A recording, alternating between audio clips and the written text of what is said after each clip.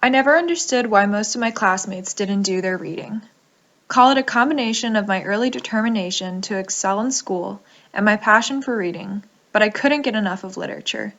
Sitting around my elementary school librarian's chair, I listened with admiration to the stories she read for us, but also couldn't wait for our free period to browse the sweeping library that served as the center of our school. Mostly, I checked out the same field guide of salamanders and wildflowers and read each about 10 times before reading Olive's Ocean.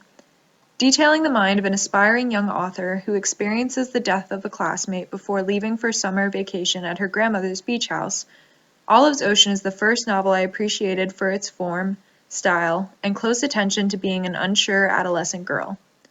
It started a reading journey that still continues today, about how to navigate the experience of being a woman and finding balance in an often chaotic world. My years of middle school reading followed spunky female protagonists dedicated to being the best at what they do. I would have a running narrative in my mind of thoughts the characters would have, or try to react to my own situations in the ways that the characters would. I strongly remember reading the Gallagher Girl books about a prestigious boarding school for female spies, and the novel The Devil Wears Prada. I read Wicked for the first time in 8th grade, and while most of the material was over my head, I loved Elphaba's narrative of establishing agency and committing herself to knowledge for the good of herself and others.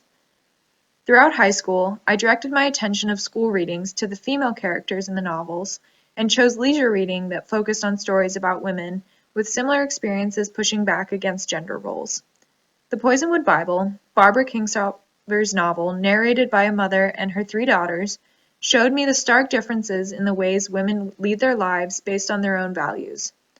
During my senior year, I revisited Wicked. Rereading this novel showed me how my views and means of interpreting female characters had drastically changed, for the better. In this read, I realized finer details about characters and themes that helped develop the complexity of the novel, as well as the complexity of my understanding of women and their relationships. My interest in and understanding of femininity was also strengthened during these years through reading my all-time favorite series, the Millennium series, or the Girl with the Dragon Tattoo novels. I admired Lisbeth's strength and refusal to let injustice against women dominate her life, but also cherished the author's inclusion of a gentler, softer side to her character as well.